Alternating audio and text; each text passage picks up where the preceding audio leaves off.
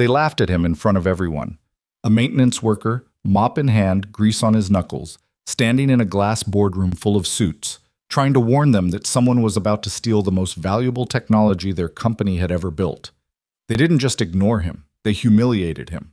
What none of them knew, not the executives, not the conspirators already moving inside the building, was exactly who they had just dismissed. And that mistake? It would cost them everything. If this story already has your attention, hit that subscribe button right now and drop your city and country in the comments below. I want to see how far this story travels. Like this video so more people find it, and stay with me until the very end, because this is only the beginning of something you do not want to miss. The alarm on Cole Barrett's phone went off at 5:14 every morning, 6 minutes before it was supposed to, because Lily always woke up at 5:15, and he liked to be ready before she was. That was the rhythm of his life now. 6-minute margins, packed lunches the night before, a sticky note on the bathroom mirror that said, "Today is going to be a good day," written in purple crayon because Lily had decided purple was the color of good mornings, and Cole had never argued the point. He was 32 years old. He had once cleared rooms in total darkness with a rifle and 4 other men, communicating in silence, moving like something between a shadow and a machine. He had spent 8 years as a Navy SEAL and come out the other side with a purple heart, a bad shoulder, and a daughter who needed him to be home by 5. The shoulder healed. Mostly. The other things took longer. Vanguard Aerospace's maintenance team started at 6. Cole was always there by 5:40, which meant leaving the apartment at 5:20, which meant Lily was already in her backpack and her sneakers before the sun was fully up, her dark hair still messy from sleep, her cereal half-eaten on the kitchen table. "You didn't finish," he said, nodding at the bowl. "I'm full." "You said that last Tuesday and then asked me for a granola bar at 7:30. Lily looked at him with the particular expression of a 7-year-old who knows she has been caught and has decided the best defense is silence. She picked up her spoon. Cole watched her take 2 bites, then decided that was close enough to a win. Mrs. Nguyen from 4B took Lily to school on the mornings Cole started early. She was 63, retired, and had a soft spot for Lily that she expressed by teaching her Vietnamese card games and feeding her an amount of food that Cole suspected was slowly undermining his authority over breakfast. But she was reliable, she was kind, and she lived 40 feet down the hallway. In Cole's world, that combination was worth more than gold. "Be good," he told Lily at the door. "I'm always good." "You told your teacher that sharks could survive on land if they tried harder." "That's just a theory." Cole kissed the top of her head, that familiar smell of strawberry shampoo and something indefinably, heartbreakingly her, and headed for the stairs. Vanguard Aerospace sat on the edge of the city, like something that had landed there and decided to stay. It was 17 stories of glass and reinforced concrete, surrounded by a security perimeter that the company's brochures described as state-of-the-art, and that Cole, 3 weeks into his job there, had quietly cataloged as full of holes. Not that anyone had asked him. His official title was Facilities Maintenance Technician 2. What that meant in practice was that Cole fixed things. Lights that flickered, HVAC units that wheezed, loading dock doors that stuck in cold weather. The building's bones, all the parts that kept everything else running that nobody ever thought about until something stopped working. It suited him. He moved through the building all day, every day, with a badge that opened almost every door and a uniform that made people look through him rather than at him. He knew where every camera was. He knew which stairwells got the least foot traffic. He knew that the security desk on the ground floor was staffed by a rotating team of contract guards who, on the overnight shift, were down to 2 people as of 3 weeks ago, reduced from 5 without any announcement or explanation. He noticed things. That was just how his brain worked, had always worked, had been sharpened and refined by years of training until it operated whether he wanted it to or not. Pattern recognition wasn't something he turned on. It was something he had to actively work to turn down. Most of the time, at Vanguard, what he noticed was mundane. A motion sensor in the east stairwell that had been offline for 11 days without a repair ticket. A contractor he didn't recognize in the sub-basement who vanished when Cole came around the corner. Small things. Individually, they meant nothing. He told himself that. Then he found the device. It was a Tuesday in March, and Cole was replacing a burned-out ballast in the corridor, lighting on sub-level 2. The floor that housed Vanguard's server infrastructure and, deeper in, the restricted laboratory that the staff referred to simply as the clean room. Cole had never been inside the clean room. Didn't need to be. His clearance stopped at the laboratory corridor door, and that was fine by him. He was up on a 6-foot ladder, one hand inside the ceiling panel, when his fingers found something that wasn't wiring. He pulled it out slowly, held it under the fluorescent light. It was small, barely larger than a thumb drive, with a magnetic housing on one side and a barely visible antenna running along its back edge. It was attached to the building's low-voltage cabling bundle with 2 alligator clips. Neat work. Clean. Whoever had placed it knew what they were doing. Cole stood on that ladder for a long moment, looking at it. Then he took a photo with his phone, put it back exactly where he'd found it, and climbed down. He found 2 more over the next 4 hours. One in the security room junction box on sub-level 1. One behind the ceiling panel above the freight elevator mechanical room. Same design, same neat installation, same professional care. Someone had gone to a lot of trouble to be invisible. Cole understood that impulse. But he also understood what it meant when someone was that careful. They were watching the building, learning it, and the devices were positioned to monitor security systems, not data systems. Whoever placed them wasn't interested in stealing information. They were planning to walk in and take something physical. The next morning, Cole submitted a formal incident report through Vanguard's facilities management system. He described what he'd found, photographed, and the locations. He kept it factual. He flagged it as urgent. He sent it to his direct supervisor, Ray Hollis, a 50-year-old man who managed the maintenance team with the energy of someone serving out the final stretch of a sentence he hadn't expected to be this long. Ray called him into the supervisor's office at 10 that morning. Cole. Ray set the printed report on the desk between them, like he was putting something contagious down. Walk me through this. Cole did, clearly, in sequence. Ray listened with the expression of a man who had decided where he stood on something before the other person started talking. When Cole finished, Ray leaned back in his chair and exhaled through his nose. You know what those are most likely to be? Network extenders. IT puts them up all the time. They don't always file the right paperwork. They're not network extenders, Cole said. They're monitoring devices and they're tapped into the security cabling. IT equipment connects to data runs. These are on alarm and camera infrastructure. You're a maintenance tech. I know what I'm looking at. I'm going to forward this to building security and let them handle it. Ray's tone made it clear the conversation was over.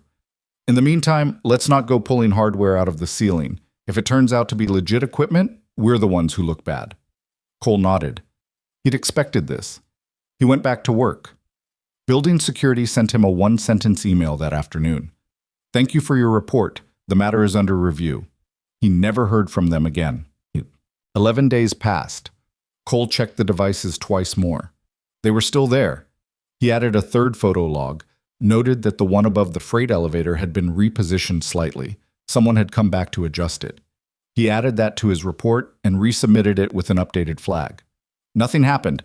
He requested a meeting with the director of facility operations. That got him a 20-minute slot on a Thursday afternoon with a woman named Patricia Gould, who had the brisk efficiency of someone who had back-to-back meetings until 6 and knew it. Cole put his documentation on the table, printed, organized, clear. Patricia looked at it for about 90 seconds.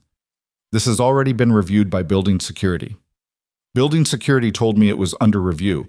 That was 11 days ago. The devices are still in place. Our security team is aware of the situation. They haven't removed the devices or replaced the monitoring protocols that are being compromised.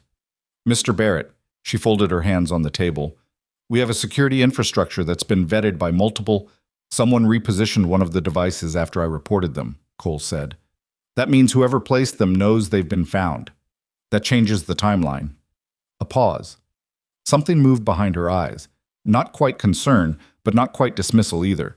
Then it closed over, and the brisk efficiency came back. I'll make sure your notes are passed along. Cole gathered his papers, thanked her, and left. In the elevator down, he stared at the floor numbers and thought about what that pause had meant. Someone had been listening, somewhere in the room, even if they hadn't let it show. He didn't know yet that on the 16th floor, a 30-year-old CEO had just received a forwarded summary of his incident reports with a sticky note that said, "Maintenance worker keeps pushing this. Probably a liability issue," and that she had read it twice. The executive presentation happened on a Friday. Cole hadn't asked for it. He wasn't entirely sure how it got arranged, except that 3 days after his meeting with Patricia Gould, he received a calendar invite for a security briefing on the 16th floor at 2 p.m. His name was on it. So was Patricia's. So was the head of corporate security, a man named Douglas Trent, whom Cole had seen exactly twice from a distance. He wore his cleanest uniform. He printed fresh copies of everything. He took the executive elevator to 16 and walked into a conference room with floor-to-ceiling glass and a view of the city that probably cost someone a lot of money to stare at while pretending to think. There were 6 people in the room. Cole recognized Patricia. He didn't know the others. They were all in suits. They looked at him the way people look at a delivery driver who has shown up at the wrong floor. At the head of the table, slightly apart from the others, was a woman he didn't recognize but immediately clocked as the one who mattered. Late 20s, maybe 30, dark hair pulled back, no nonsense. The kind of stillness that either meant she was bored or she was listening at a level nobody else in the room was matching. Nobody introduced anyone. Patricia gestured for Cole to sit. Douglas Trent spoke first. He was 55, thick across the shoulders, with the particular confidence of a man who had been the smartest person in most of his rooms for a long time and had let it harden into certainty. Mr. Barrett, you filed 4 incident reports over the past 3 weeks, all relating to alleged monitoring devices in our sub-level infrastructure. Yes. You've included photographs. He said it like the photographs were mildly embarrassing. Our technical team reviewed your images. What you've identified are standard wireless network repeaters, consistent with equipment our IT contractors installed during last quarter's infrastructure upgrade. Those devices are connected to security cabling, not data cabling, Cole said. They're also operating outside the building's network. I checked the MAC addresses against our registered equipment list. A beat of silence. Someone shifted in their chair. You accessed our equipment registry? Patricia said. It's in the facilities management system. I have access. Cole kept his voice level. The MAC addresses don't match anything in our inventory, and one of them was repositioned after I filed my second report. Douglas leaned back with the small, patient smile of a man who has decided to end something. Mr. Barrett, I want to be respectful of your concern, but we've had security professionals examine this. I think there may be some confusion about what you're looking at. I know what I'm looking at. You're a maintenance technician. The way he said it wasn't angry. It was worse than angry. It was the specific tone of a man reminding someone of their place with so little effort it doesn't even register as cruelty. The woman at the head of the table hadn't spoken yet. Cole looked at her and found her already looking at him. Not at Douglas, not at Patricia. At him. These devices, Douglas continued, have been assessed by people with considerably more experience in security infrastructure than... Which contractors installed the new IT infrastructure last quarter? Cole asked. Douglas paused. That's a procurement matter. Because I've been in this building 6 days a week for the past month and I don't have records of an infrastructure upgrade. No scheduling requests, no access logs, no contractor badge requests in the facilities system for anything matching that scope. The room had gone quiet in a way that was different from before. I think, Douglas said carefully, that you're operating outside your scope here. Someone reduced overnight security staffing in this building 3 weeks ago, Cole said. From 5 guards to 2, with no posted notice, no policy change, no incident report explaining the reduction. The motion sensor in the east stairwell on sublevel 2 has been offline for... Mr. Barrett. Douglas's patience was visibly thinning. This building's security operations are not your concern. Your concern is facilities maintenance. We appreciate your diligence, but let him finish. It was the first time the woman at the head of the table had spoken. Her voice was calm and direct, and the room responded to it immediately, the way rooms respond to the person who actually holds authority when they finally choose to use it. Douglas glanced at her. Sienna, he came up here with 4 reports and physical documentation, she said. Let him finish. Cole looked at her. The motion sensor in the east stairwell has been offline for 3 weeks. It covers the only stairwell that connects the service corridor to the laboratory floor without passing a staffed security checkpoint. The devices I found are positioned to give someone outside this building a real-time picture of exactly where cameras are active, where security personnel are stationed, and when the freight elevator is in use. He paused. Whatever your most valuable physical asset in this building is, I would strongly recommend moving it. The silence that followed was a different quality of silence. Sienna Hartwell, though Cole wouldn't know her name until later, had her pen in her hand. He noticed she had been writing something while he talked.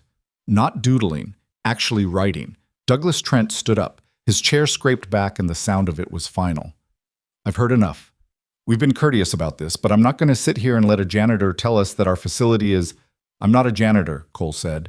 You clean HVAC filters and replace light bulbs. His voice had dropped into something harder, uglier. You are not a security analyst, you are not an IT specialist, and you are not remotely qualified to be in this room making these kinds of accusations. This conversation is over. He looked at the others. Someone escort Mr. Barrett back down. Cole didn't move. He looked at Sienna Hartwell. She was still writing. Thank you for your time, Cole said to the room, gathered his papers, and walked out. He rode the elevator down 17 floors alone. He stood in it with his back straight and his jaw set and the particular stillness of a man who has trained himself not to respond to certain things. The fluorescent light hummed. The floors counted down. On 8, he exhaled. Tick.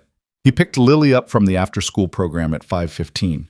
She was waiting on the steps with her backpack slumped next to her like a small, defeated companion, and she looked up when he came around the corner and her whole face changed the way it always did, and he thought, not for the first time, that she was the best thing he had ever been part of. How was it? He asked, crouching to zip up the backpack she'd already unzipped to get her water bottle out. Good, we did fractions. You like fractions? I like that there's a right answer, she said, which was such an accurate thing that Cole didn't know whether to laugh or be quietly devastated. They walked 2 blocks to the bus stop. Lily held his hand, then didn't, then did again, the way she did when she was 7 and trying to figure out if she was too old for it. Cole let her lead. You okay? She asked. Yeah, why? You're doing the quiet thing. What quiet thing? The quiet thing where you're not really quiet, but I can tell you're thinking about something. Cole looked at her, 7 years old. He had never been able to decide whether she was perceptive beyond her years or whether he was just very bad at hiding things from her specifically. Work stuff, he said. Is it fixed? Not yet. Lily considered this. You usually fix things, though. Yeah, he said. I usually do. She leaned against his arm on the bus, half asleep by the time they reached their stop. He carried her backpack and walked slightly behind her up the stairs to the apartment, watching her shoulders and the way she moved, thinking about motion sensors and freight elevators, and a woman at the head of a table who had kept writing while everyone else had dismissed him. He didn't know yet what she'd written. He didn't know she had gone straight from that meeting to her office and asked 2 separate questions of 2 separate people. Who installed our last IT infrastructure upgrade, and why aren't they in our contractor log? He didn't know that she had gotten 2 different answers that didn't match each other. He didn't know any of that yet.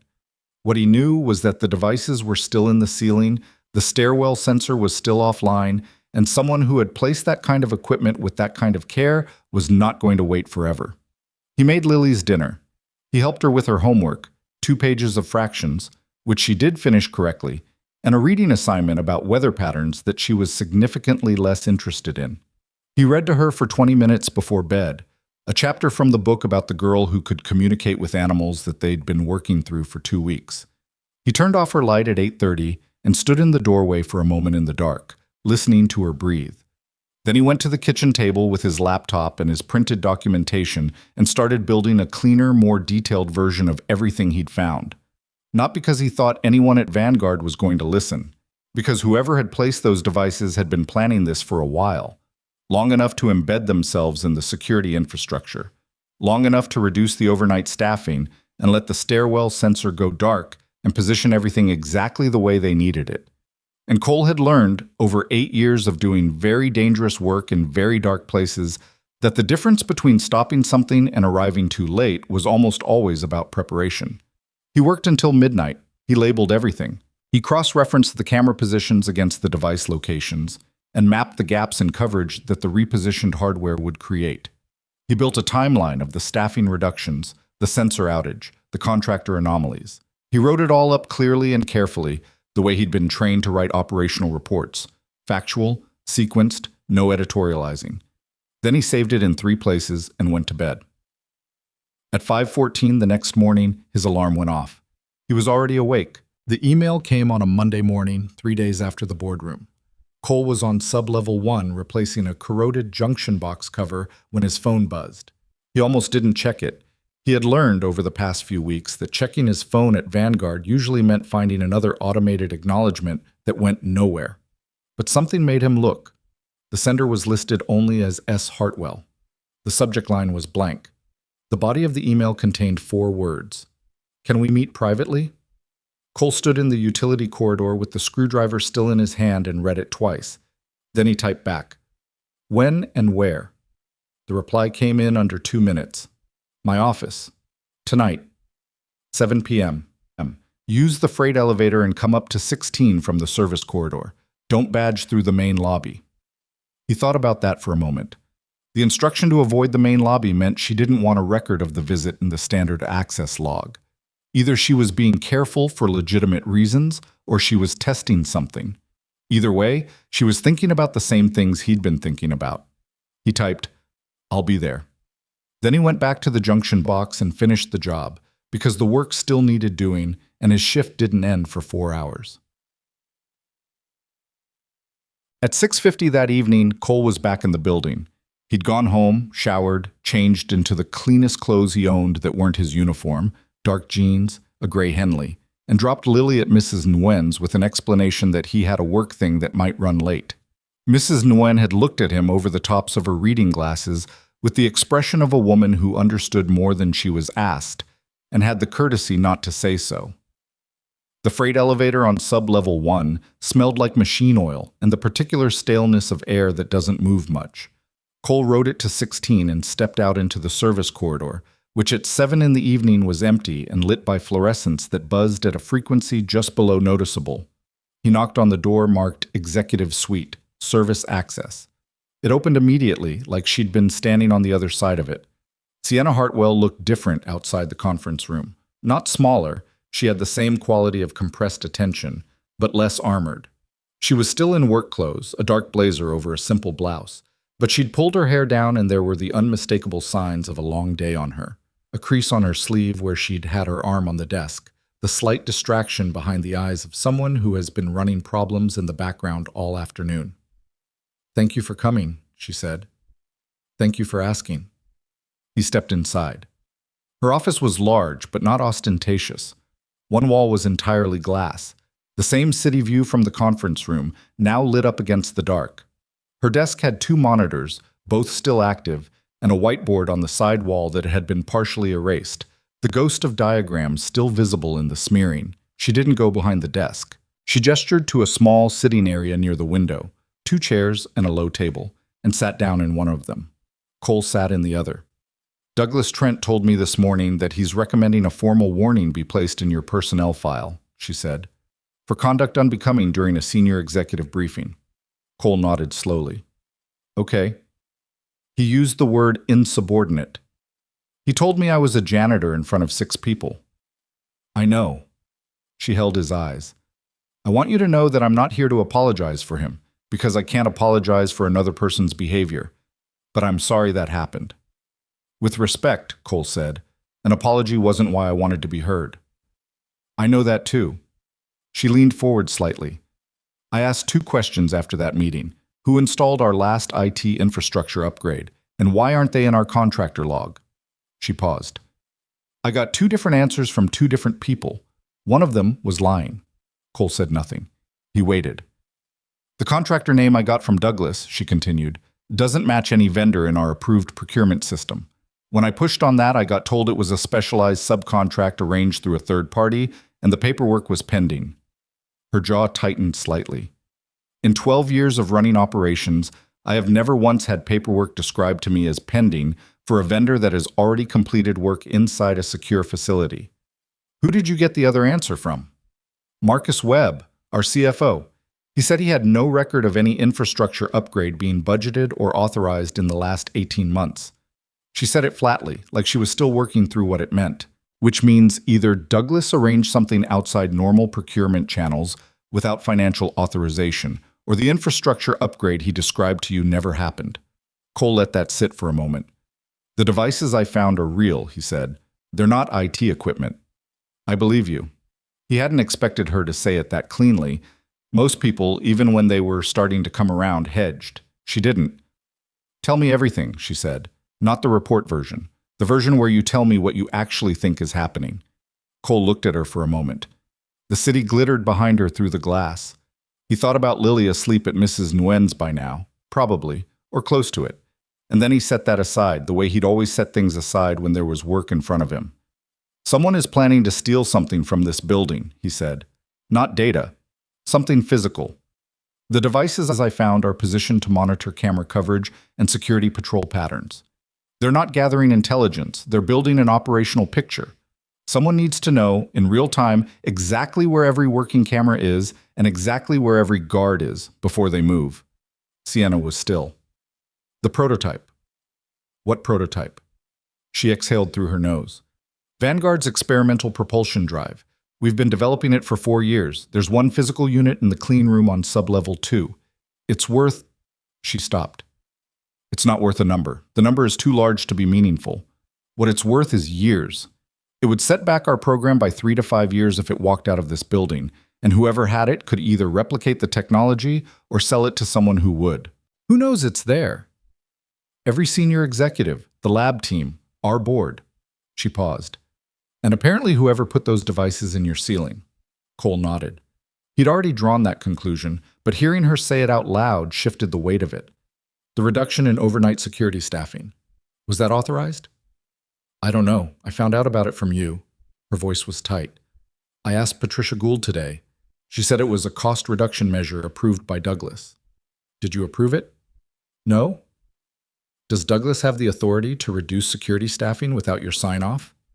The pause before she answered was short but telling. No, she said. He doesn't. The city hummed outside the glass. Cole thought about the map he'd built in his head. Devices, cameras, stairwell sensors, security gaps, and all the places where the holes lined up with clean, professional intention. How many senior executives have access to the clean room? 4.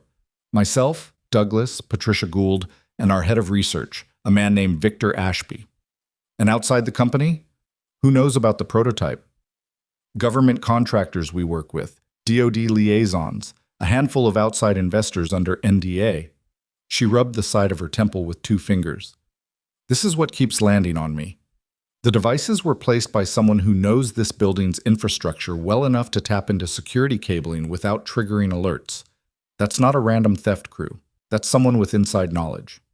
Or someone with inside help, Cole said. She went very still. He didn't say Douglas Trent's name. He didn't need to. The thing about telling someone their house is burning is that you only have to light the match. They know where the rooms are. What do you need from me? She asked. Her voice was steady, but something had gone quiet behind it, the quiet of someone swallowing something very large. Access to the full security camera archive for the past 30 days. Contractor badge log for the same period. Everyone who entered sub-levels 1 and 2, including service personnel. And the maintenance scheduling system for any work orders on the east stairwell sensor that got logged and then closed without actual repair. I can get you all of that. Can you get it without Douglas knowing you're pulling it? A beat. Yes. I have direct system access. I don't have to route it through security admin. Good. He stood up. One more thing. Don't move the prototype yet. If whoever is planning this has someone inside feeding them information, moving it might tip them off that we're onto the operation. As long as it's where they think it is, they'll move on the timeline they've already built. If it disappears, they either accelerate or they vanish, and we lose the chance to identify everyone involved. Sienna looked at him for a long moment. The light from the window caught the side of her face, and she looked tired in a way that she probably didn't let many people see. You've done this kind of thing before, she said. It wasn't quite a question. I've done different versions of it, Cole said. Good night, Ms. Hartwell. Sienna. He nodded once and let himself back out through the service door. The data came through to a secure folder she created for him by 8 the next morning. Cole looked at it on his phone during his first break, sitting in his truck in the parking structure, the heater running against the March cold. The contractor badge log was the first place he found the crack. 3 individuals had accessed sub-level 2 in the 6 weeks before Cole found the first device. 2 of them were listed as employees of a company called Meridian Infrastructure Solutions. Cole searched the name on his phone. The company existed, had a website, a registered address in Delaware, a list of services. But when he dug into the business registration, the company had been incorporated 14 months ago. Its website had been created 13 months ago. Its LinkedIn had 11 employees, all of whom had profiles with a suspicious uniformity, same bland stock photo style, employment histories that started exactly when the company was founded, no prior connections or endorsements. It was a shell. A good one, but a shell. The third individual who had accessed sub-level 2 was listed as an Ashby Lab Services technician. Cole checked the lab services vendor list Sienna had included. Ashby Lab Services was a legitimate company with a 20-year history. But when he cross-referenced the badge number against the access log timestamps, something didn't fit. The technician had badged in at 11:40 p.m. on a Tuesday. Lab services didn't run overnight. He'd badged out at 12:53 a.m. Cole opened the camera archive for that date and that corridor. The camera that covered the sub-level 2 service corridor showed 73 minutes of empty hallway, not a single frame with a person in it. Continuous footage, no breaks, no static, but also no technician who had, according to the badge log, spent 73 minutes inside the secure zone. The footage had been replaced. Not deleted, replaced. Whoever did it was good enough to understand that a gap in footage triggered alerts, but a seamless loop of empty hallway didn't. Cole sat in his truck for a long time after that, the phone in his hand, the engine ticking against the cold. He wasn't surprised. The logical part of his brain had already built the structure of this thing. He knew it was organized. He knew it was inside connected. He knew it was patient. But knowing something and seeing the evidence of it rendered in timestamps and looped footage were two different things: organized, disciplined, and they had been at this for months. He called Sienna. She picked up on the second ring. "The camera in the service corridor on sub-level 2 for the night of February 14th, he said. "Pull it yourself and watch the 11:40 timestamp. Tell me what you see." He heard her keyboard, 30 seconds of silence. "Nothing," she said. "I see nothing, just the hallway." "Now check your badge log for the same date and the same corridor." Another pause. Longer. "There's a badge entry at 11:43. Her voice had changed. "An Ashby Lab Services tech." A beat.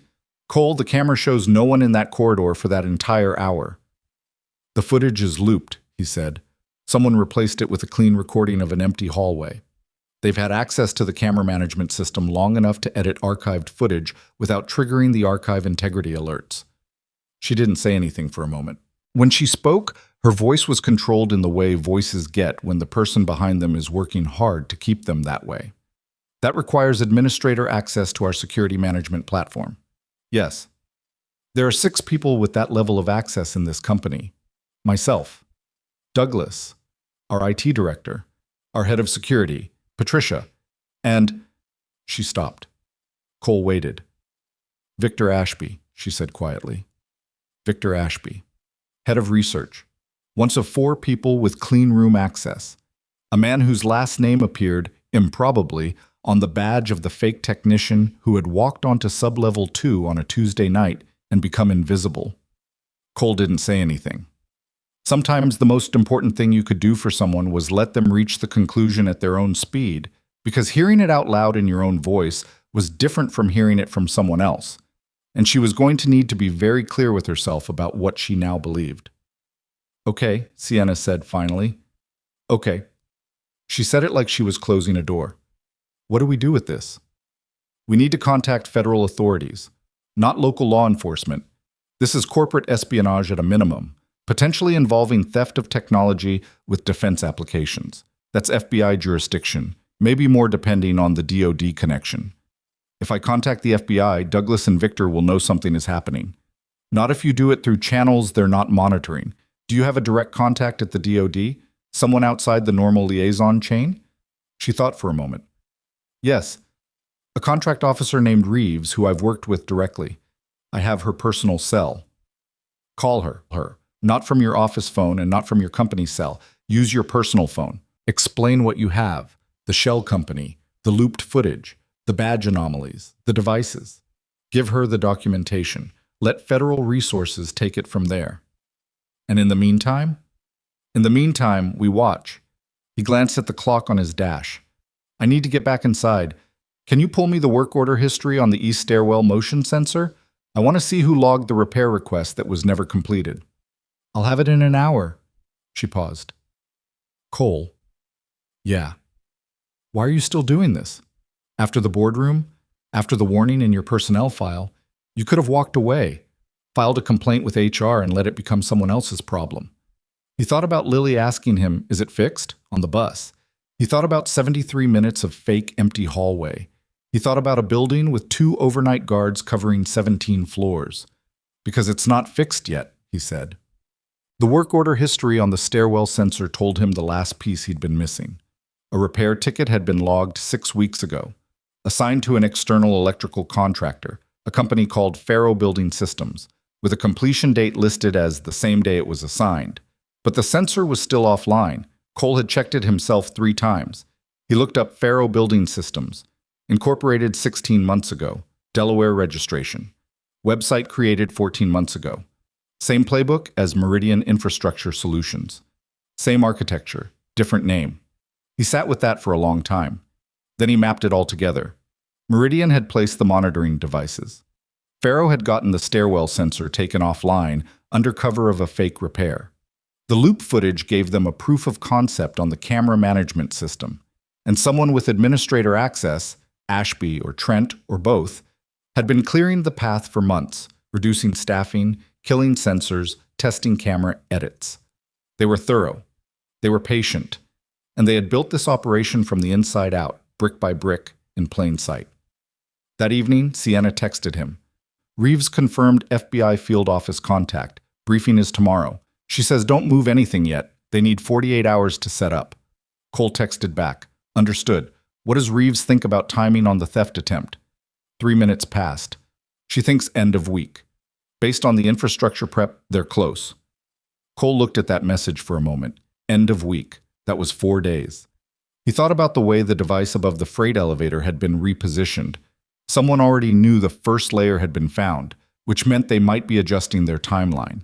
He texted, tell her it might be sooner. They know they've been noticed. Tell her Friday at the latest, but don't rule out Thursday. He put the phone down and looked around his apartment. Lily's artwork covered a section of the refrigerator, a horse, a house, something that might have been either a dog or a very abstract tree. He'd bought her the colored pencils 2 months ago at a drugstore sale, and she'd used them every night since. The apartment was small and imperfect. The radiator knocked, and the window over the kitchen sink didn't close all the way, and the hallway smelled like the Thai food from the restaurant downstairs. It was exactly what he needed it to be, nothing more. He had a system. He had a life that worked. He had a daughter who asked him if things were fixed yet and trusted him to have an answer. Sienna's next message came in at 9:47 p.m. after Lily was asleep. FBI contact confirmed. They're moving. Cole, how sure are you about Friday? He thought about all of it. The cameras, the sensors, the fake companies, the looped footage, the careful, patient dismantling of a building's defenses from the inside by people who understood exactly what they were dismantling. He typed 70%. But if they move that device after I found it, they're watching for reaction. The moment they see the FBI in the building, they accelerate. A long pause on her end. Then we need to be ready before they are. Cole set the phone on the counter. He walked to Lily's doorway and stood there in the dark, the way he did most nights. Just listening. Just making sure the breathing was steady and the small shape under the covers was still and safe. He thought about Douglas Trent calling him a janitor in front of a room full of people. I thought about Patricia Gould's polite brush-offs and the fake emails and the sensor that had been dark for 6 weeks, while someone quietly completed their blueprint of the building he walked through every day. He was not angry. Anger was a distraction, and he had trained himself out of it a long time ago in environments where anger got people killed. What he felt instead was a cooler, steadier thing. Not quite certainty, because certainty was arrogance and arrogance made you careless, but something close to it. The feeling of having mapped the terrain, identified the threat, and started the clock. The FBI was moving. Sienna knew who was inside the wire.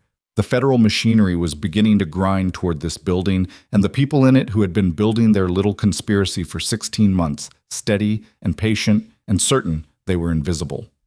Cole went to bed at 10:30. He set his alarm for 5:14. He closed his eyes in the dark of a small apartment that smelled like Thai food and colored pencils and the particular domestic reality of a life he had built from scratch, and he did not lie awake. He had learned, a long time ago, how to sleep before the operation. The text from Sienna came in at 6:47 Thursday evening.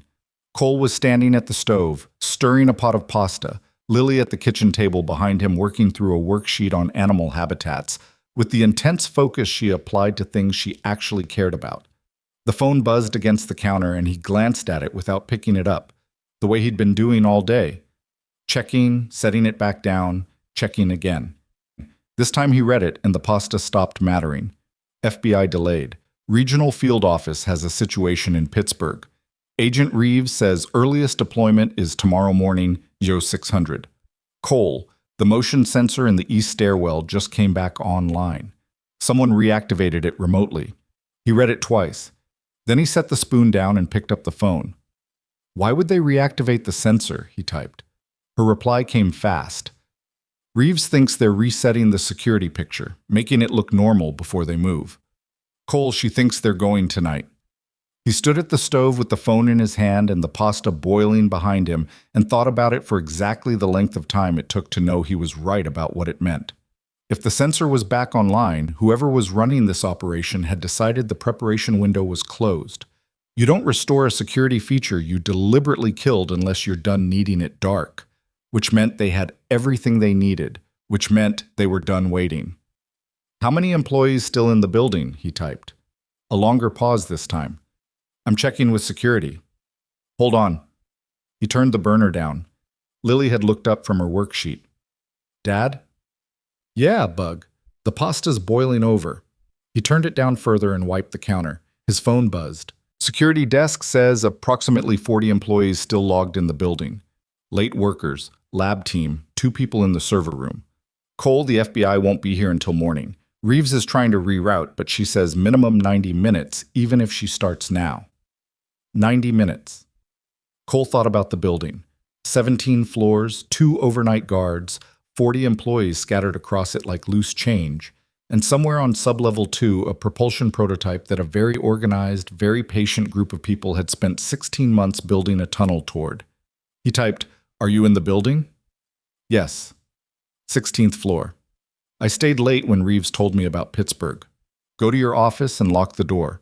Don't use your desk phone. Keep your cell on. Don't let anyone in who you didn't personally invite. What are you going to do? He looked at the question on the screen for a moment. Then he looked at Lily, who had gone back to her animal habitats worksheet with that particular focused frown, her pencil moving in small, careful strokes. I'm going to call Mrs. Nguyen, he typed. Then I'm coming in. He called Mrs. Nguyen first. She picked up on the 3rd ring, and he told her he had an emergency at work, which was not exactly a lie, and asked if Lily could come down. Mrs. Nguyen said of course, and he could hear the quiet of her apartment and her television in the background. And he felt, sharply and briefly, the particular discomfort of a man who is about to do something dangerous and has a 7-year-old daughter who doesn't know about it. He crouched next to Lily's chair. I need to go back to work, Bug. Something came up. She looked up at him. Now? Right now. You're going to go stay with Mrs. Nguyen for a little bit. Is it the thing you've been thinking about? He looked at her. Yeah. Is it bad? He picked up her pencil off the table and set it on her worksheet where she'd been working. It's going to be okay, he said. No, it's not bad, because that would have been a lie. And he didn't lie to her about the things that mattered. Just, it's going to be okay. Which was what he believed, because he intended to make it true. Lily studied his face for a moment with the thorough attention she'd had since she was an infant, the look that had always made him feel like she was reading something he didn't know he was writing. Okay, she said. She put her worksheet in her folder and got up. He walked her to Mrs. Nguyen's door himself, which he didn't always do when it was just 40 feet down the hall, and waited until he heard the lock engage on the other side before he went back to the apartment. He changed fast. Dark pants, dark shirt, boots. He pulled the small lockbox out of the top shelf of his closet. the one that held the things from his previous life that he decided were still reasonable to keep. He didn't take the firearm. He wasn't cleared to carry at Vanguard, and he wasn't going to add that variable to what was already going to be complicated enough. What he took was a folding multi-tool, a single zip tie bundle, and a small flashlight with a red filter. Then he grabbed his Vanguard badge and his keys and went out the door. He was in his truck and moving 11 minutes after Sienna's text. The drive took 19 minutes. He parked 2 blocks from the building in a structure that wasn't Vanguard's, paid the flat rate at the machine, and walked in through the east pedestrian entrance using his badge. Not the main lobby, not the freight access, but the side door off the loading area that opened to a corridor running behind the security desk without passing in front of it. The guard at the security desk was a man named Fletcher, who Cole had said good morning to approximately 40 times. Fletcher was 51, worked overnight 3 nights a week, and spent most of his shift watching sports highlights on a small secondary monitor he thought nobody knew about. There was one other guard somewhere in the building. Protocol said they rotated floors, but Protocol also said there were supposed to be 5 of them, so Cole didn't put much stock in Protocol tonight. He moved through the first floor quickly. The corridor was empty. The lighting was on its evening setting, dimmed in the unoccupied sections, full in the main atrium. He could hear the building's air systems and nothing else. He took the stairs down to sublevel 1. The sublevel corridor was fully lit, which was normal. What was not normal was the door to the electrical room standing 2 inches open. Cole had been past that door every working day for a month. It was always closed. He stopped, stood to the side of the corridor, and listened. 15 seconds of nothing. Then a sound from inside. A small, deliberate metallic click, like a tool against a surface. Someone working carefully. Cole moved past the door without stopping, continued to the junction at the far end of the corridor, pressed himself against the wall, and thought. Someone was in the electrical room. The electrical room housed the secondary controls for the building's security management system, camera routing, access log management, the alarm panel backbone. If they were in there now, they were either killing the cameras for the operation or they'd already done it and were covering their tracks. He pulled out his phone and texted Sienna. They're in the building, sublevel 1 electrical room. Don't call anyone on an internal line. Call Reeves directly and tell her it's live. Then he kept moving toward the stairwell. He needed to get to sublevel 2 before whoever was in the electrical room finished what they were doing and the camera picture went dark. The east stairwell, the one whose sensor had been reactivated, connected sublevel 1 to sublevel 2 through the service corridor without passing a staffed checkpoint. That was the route they'd planned to use, which meant Cole couldn't use it without potentially walking into the middle of their approach. He used the west utility stairwell instead, which came out on the opposite end of the sublevel 2 corridor and required a longer route to the clean room but kept him out of the path they'd mapped. The door at the bottom of the west stairwell opened onto a corridor Cole knew well. He'd replaced 2 light fixtures and a damaged pipe cover down here in his first 2 weeks. He moved along the left wall, keeping his footsteps even and soft, the flashlight off, the corridor's ambient lighting enough to navigate by. He was 40 feet from the clean room access point when he heard voices. 2 of them, low and professional, coming from the direction of the freight elevator alcove around the corner to his right. Not panicked, not rushed. The cadence of men who knew what they were doing and had done things like this before. Cole stopped. He pressed back against the wall and controlled his breathing and listened. Override is already in the panel. We're clear on cameras 7 through 11. A pause. Relay confirms the access log is in loop mode. Door? 60 seconds. Cole didn't move. He cataloged what he'd just heard. Camera override was active on a section of the system. Access logs were being looped. Same technique used on the archived footage. And whatever they were using to bypass the clean room door was 60 seconds from completion. He looked at the freight elevator alcove. The freight elevator was the only thing on sublevel 2 capable of moving the prototype, which was not a small object, roughly the size and weight of a commercial generator, built on a reinforced base that required a pallet jack or a freight transport. They couldn't take it up the stairs. They had to use the freight elevator, which meant at some point the prototype had to come through the freight elevator alcove. That was the one point of inescapable passage. Cole moved. He came around the corner low and fast, and the two men in the alcove had exactly half a second to process something unexpected before he was already in motion. The first man was closer, mid-40s, tactical vest, earpiece, a pry tool in one hand. Cole didn't give him time to decide what to do with it. He took the man's outstretched arm at the wrist, used his own momentum to redirect it, and put him into the wall shoulder first with enough force to knock the pry tool free and take the man's breath with it. The second man was faster.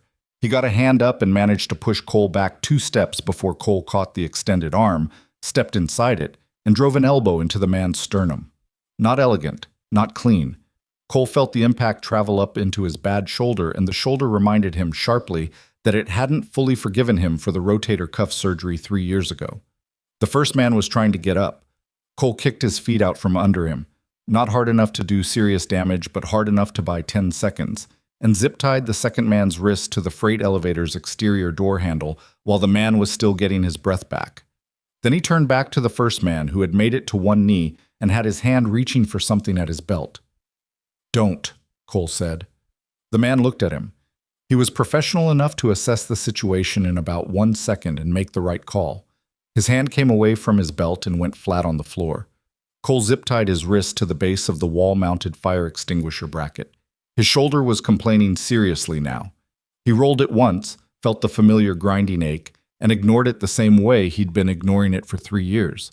He could hear movement from the direction of the clean room. More than 2 people then. He'd neutralized the elevator team, but there was at least one more person inside the clean room itself. He texted Sienna. 2 down in freight elevator alcove. More inside clean room. Where's Reeves? Her reply came in 20 seconds. En route. 45 minutes minimum. Cole, Fletcher called me. He says the security camera feeds just went to static on his monitor. All of them. All of them. The man in the electrical room had finished his work, which meant whatever was happening in this building right now was happening in the dark, as far as the outside world was concerned. Cole typed fast. Tell Fletcher to get every employee on the upper floors into one room and lock the door. Conference room, break room, anywhere with a solid lock. Don't let anyone use the elevators. Fire stairwells only, upper floors. He moved to the clean room corridor. The clean room door was open. Someone had bypassed the electronic lock. There were scratches around the panel that suggested a bypass device, not a key. Cole moved to the doorframe and looked in without entering. The clean room was large, climate-controlled, lit by bright overheads that hummed at a pitch slightly different from the rest of the building. Most of it was workstation space, benches, equipment racks, monitoring stations. At the far end, on a reinforced transport pallet, sat the prototype. Cole had never seen it before. Even having understood abstractly that it existed, there was something about seeing it in person that landed differently. It was larger than he'd expected, roughly 4 feet tall, 6 feet wide, encased in a matte gray housing with reinforced mounting brackets and a bundle of cables that had been disconnected and coiled neatly on top of it. Someone had already prepared it for transport. There were 2 men in the room. One was operating a powered pallet jack, maneuvering it into position under the prototype's base. The other was at a workstation, pulling what appeared to be a physical hard drive from a docking station, handling it with the careful attention of someone who knew exactly what it was worth. The man at the workstation was wearing a Vanguard executive badge. Cole couldn't read the name from the doorframe, but the badge was real. He could tell by the format. And the man was too comfortable in this room, moved through it with too much familiarity, for him to be an outside operative. The pallet jack operator saw Cole first. Cole was already moving. He got inside the room fast, cutting the angle to the pallet jack, before the operator could use it as a weapon or a barrier. The operator was younger than the men in the alcove, quicker, and he made a decision fast. He let go of the pallet jack and came straight at Cole. What followed was not a movie fight. It was 2 men in a brightly lit laboratory doing ugly practical damage to each other in a space crowded with equipment racks and workstation chairs and things that did not move the way you wanted them to when you were trying to keep your footing. Cole took an elbow to the jaw that rattled him genuinely. He bit the inside of his cheek, tasted blood, kept moving. He got the operator down with a leg sweep and a follow-through that put the man's head against the base of a workstation hard enough to daze him, not hard enough to do anything worse, and held him there with a knee and one arm while he looked across the room. The man with the executive badge had the hard drive in his hand and was moving toward a second exit, a service door on the far wall that Cole had not accounted for because it wasn't on any maintenance schematic he'd seen. "Stop," Cole said. The man with the badge stopped. He turned. It was Victor Ashby. Cole hadn't met him before, had seen his name in documents, in access logs, attached to the fake badge that had walked onto this floor on a Tuesday night and vanished. But the face matched the employee photo Sienna had shown him when she named the 4 people with clean room access. Ashby was 60, heavy through the shoulders, with gray at his temples, and the kind of self-possession that came from decades of being the most technically credentialed person in any room he entered. He looked at Cole with something that wasn't quite fear and wasn't quite contempt, more like the assessment of a chess player looking at a piece that has shown up in an unexpected square. "You're the maintenance worker," Ashby said. "I am," Cole said. "You're going to want to step aside." Ashby's voice was calm in a way that suggested he had thought about this kind of contingency. "There are people in this building tonight who operate at a level that makes what you do here irrelevant. Whatever you think you're accomplishing, you are not in a position to—" "How long?" Cole said. Ashby paused. "What? How long have you been planning to sell it?" Something shifted in Ashby's face. Not guilt. The man had processed his guilt a long time ago and come out the other side. More like the discomfort of having a private calculation spoken aloud. 16 months, Cole said. Shell companies registered 14 months ago. That puts the first contact about 2 months before the company formation. Someone approached you, and you took 2 months to say yes. He kept his weight on the dazed operator, kept his eyes on Ashby. What did they offer you? This doesn't concern you. What did they offer you that was worth selling 4 years of your own research? Ashby's jaw tightened. Enough. There are federal agents 45 minutes from this building, Cole said. Everything that happens between now and then is going to be reviewed in considerable detail. The hard drive in your hand is not going to leave this building. The prototype is not going to leave this floor. The only variable left is whether you're charged as the architect of this or as someone who cooperated. Ashby looked at him for a long moment. Then he looked at the service door behind him. Don't, Cole said quietly. Ashby moved fast for a man his age. He hit the service door with his shoulder, and it swung outward into a utility corridor Cole didn't know, and he was through it before Cole could get across the room without leaving the dazed operator free to recover. Cole made a decision in a fraction of a second. He looked at the pallet jack, still positioned under the prototype's base. He crossed to it, activated the controls, moved the prototype 18 inches.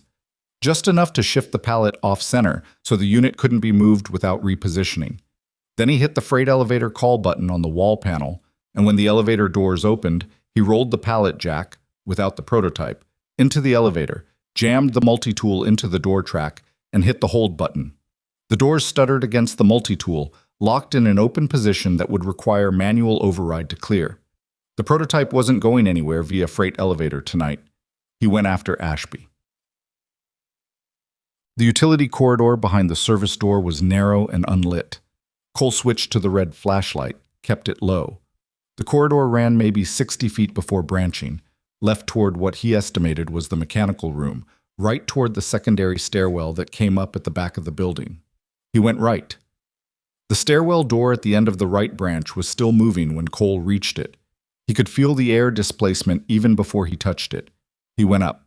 Ashby was 2 flights above him. Cole could hear the footsteps. Not running, which was smart.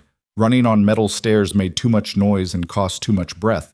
But moving at a pace that a 60-year-old man with a hard drive under his arm couldn't sustain for long.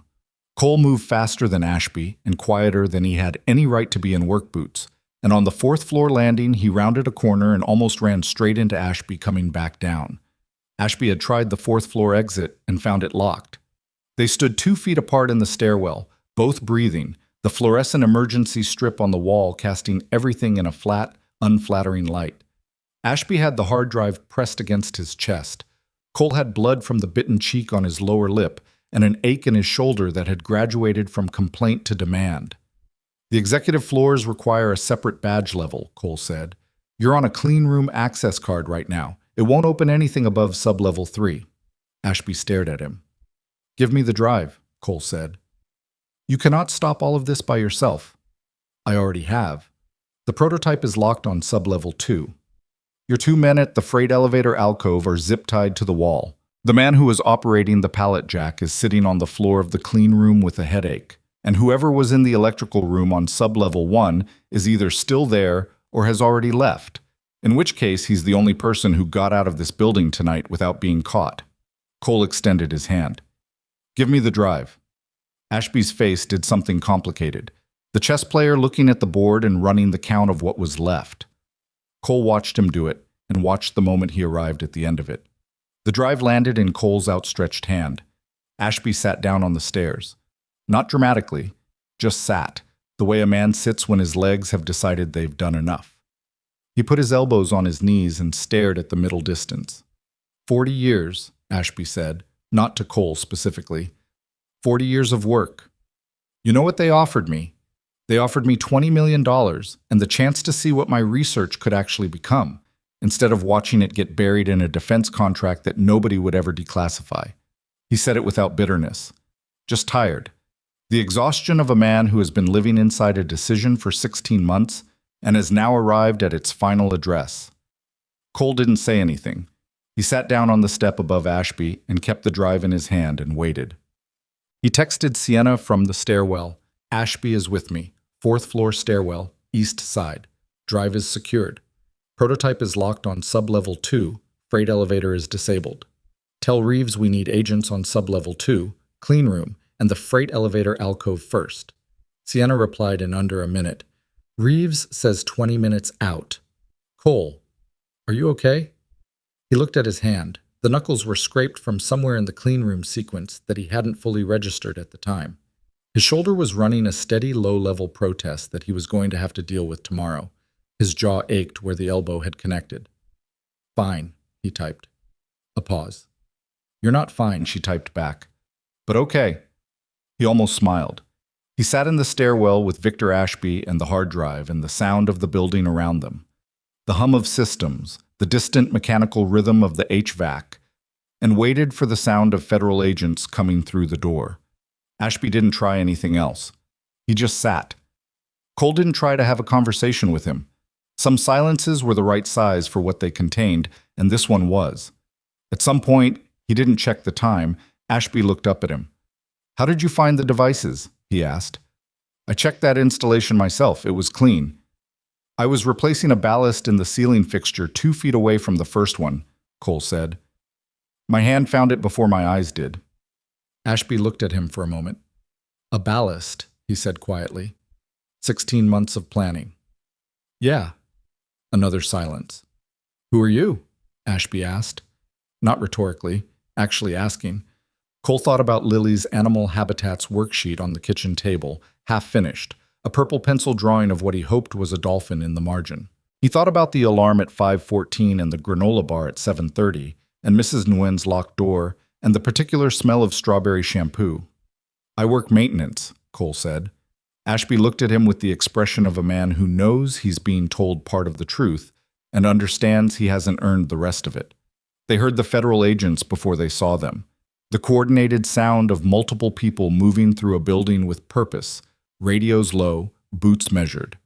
Then the stairwell door opened and 2 agents in tactical vests came through with their weapons up and their eyes working the space in the systematic way of people who had been trained for exactly this.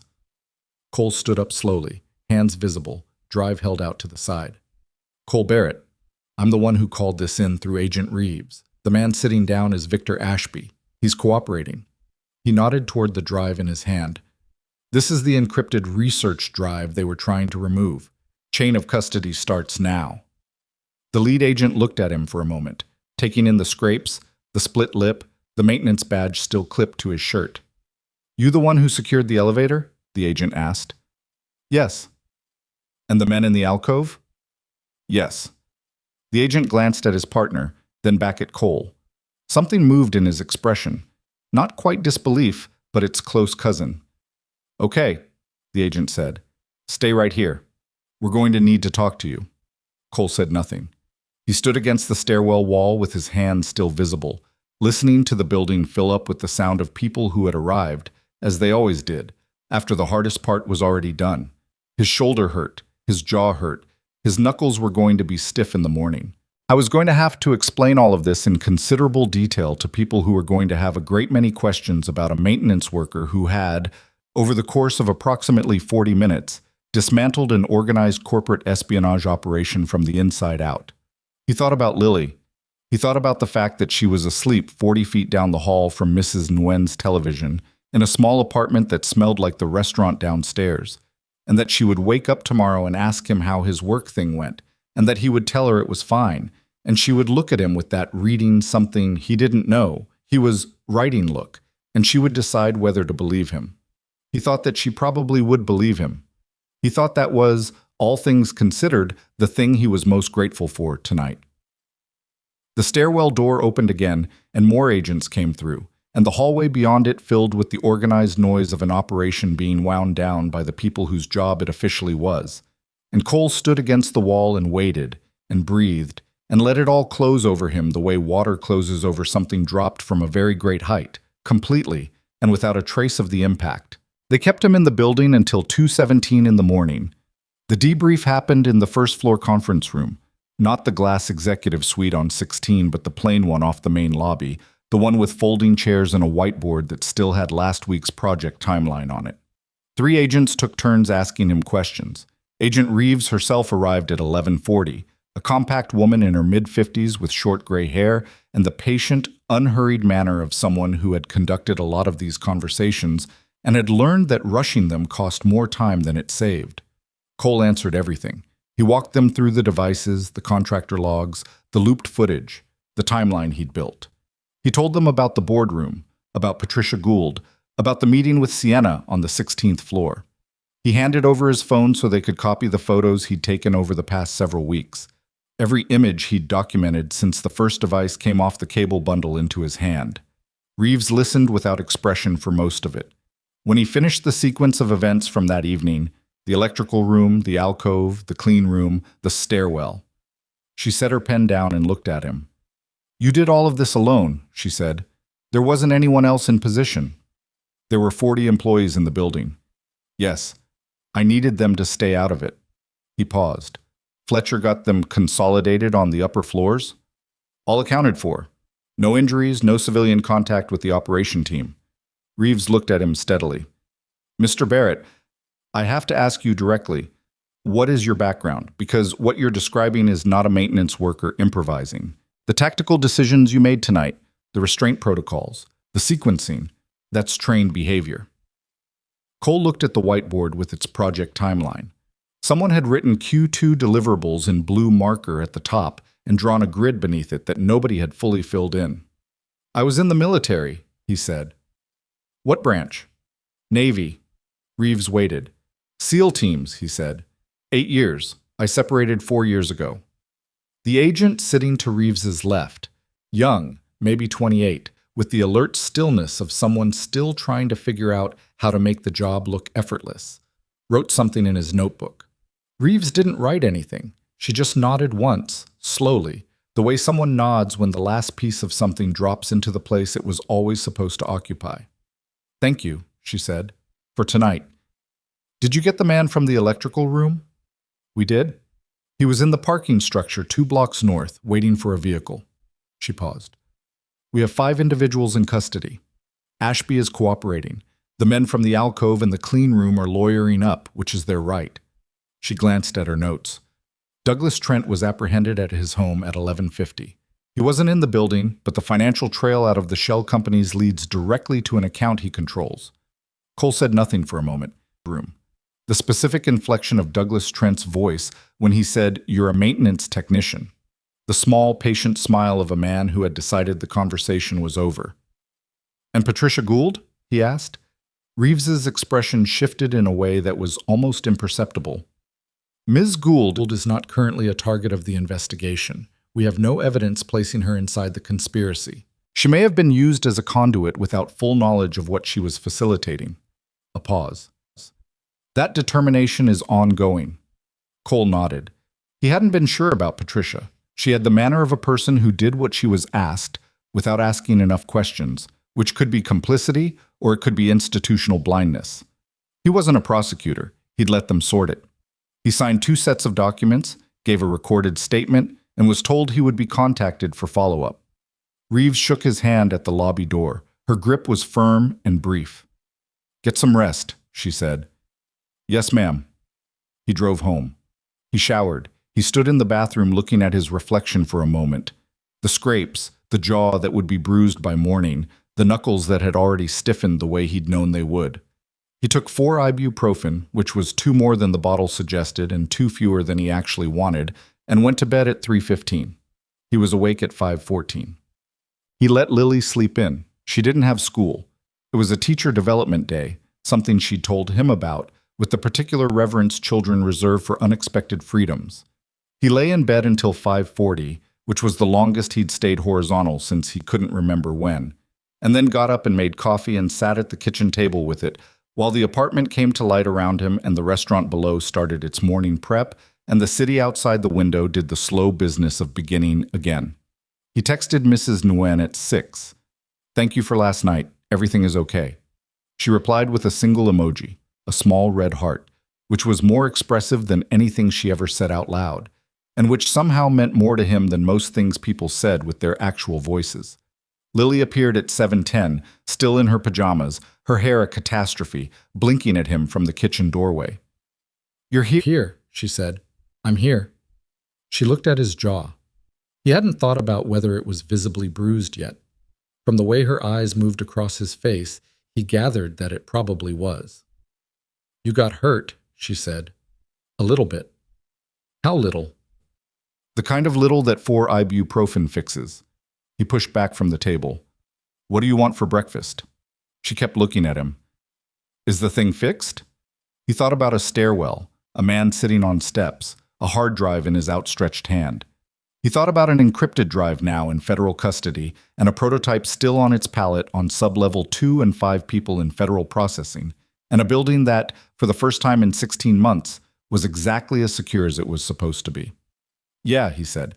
"It's fixed." Lily crossed the kitchen and put both arms around him from the side, her head against his ribs, in the particular way she hugged him when she wasn't going to say anything else about it. He put his hand on the back of her head, felt the familiar warmth and weight of her, and didn't say anything either. They had pancakes. Sienna called at 9:30, while Lily was in the living room drawing and Cole was washing the breakfast dishes. He stepped into the hallway outside the apartment to take it. "How are you?" she asked. She said it the way people say it when they mean something more specific than the social version. "Functional," he said. "You?" "I've been on the phone with lawyers since 6 a.m., so..." A brief, dry pause. "The FBI briefed me at 8. They have everything. The shell companies, the financial accounts, the operational records they found in the electrical room. They said the case is, quote, unusually well documented." She paused. "I think what they meant was that someone spent 3 weeks carefully building an evidence file before any of it happened. Someone had time on their hands between light bulb changes." She laughed, a short, genuine sound that he hadn't heard from her before. It was different from the controlled competence she wore in professional settings. More human. "Cole." Her voice shifted back to something more direct. "The FBI told me about your background this morning. Agent Reeves included it in the briefing summary." He leaned against the hallway wall. The upstairs neighbor was moving around. He could hear footsteps through the ceiling. "Okay," he said. "You were a Navy SEAL." "Yes." 8 years. "Yes." A pause. "You've been working maintenance in my building for a month and nobody knew." "I wasn't hiding it," he said. "I just didn't lead with it. It's been 4 years. It's not what I am anymore." "That's not true," she said quietly. "What happened last night? That's not something you stopped being." He didn't answer that, partly because she wasn't wrong, and partly because the question of what he was or wasn't felt too large and too personal for a hallway outside his apartment at 9:30 on a Friday morning. "What happens now?" he asked instead. "With Vanguard." She exhaled. "I spend the next month doing damage control. Trent had a seat on the operations committee. Everything he touched is getting audited. Ashby's research division is going to be restructured from the ground up, which is going to be painful because half the lab team is genuinely talented and none of them knew what he was doing." She paused. "The board is going to want answers I don't fully have yet. The DoD liaison called it 7 and was very polite in a way that meant he was very unhappy. Another pause, shorter. But the prototype is intact.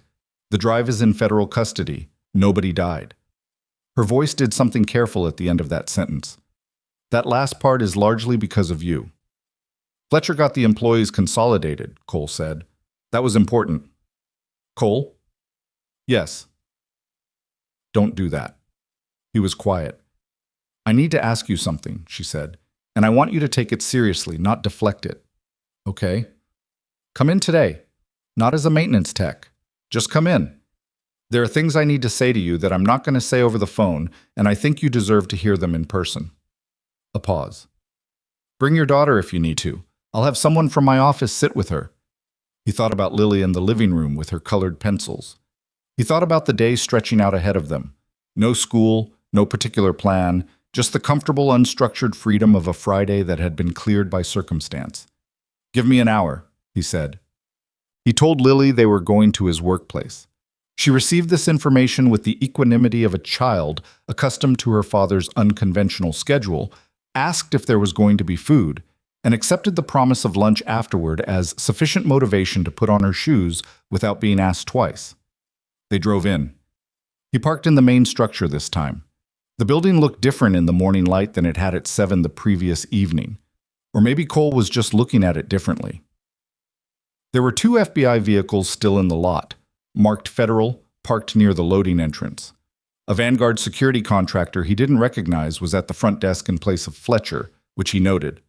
The lobby was quieter than a normal Friday. The particular quiet of a place where something has happened and the people inside it are still working out what it means. The contractor at the desk checked his badge, checked Lily's. Cole had listed her as a dependent on his employee profile, which meant she had a visitor authorization on file. And they took the main elevator to 16. Lily pressed the button herself and watched the numbers with the focused interest she brought to all mechanical things. Why do elevators have mirrors? She asked. So people can check how they look before they get off, Cole said. She considered this. That seems vain. Probably. The 16th floor was busier than Cole had ever seen it. There were people he didn't recognize moving through the corridor with purpose. Some of them clearly legal, some of them clearly federal.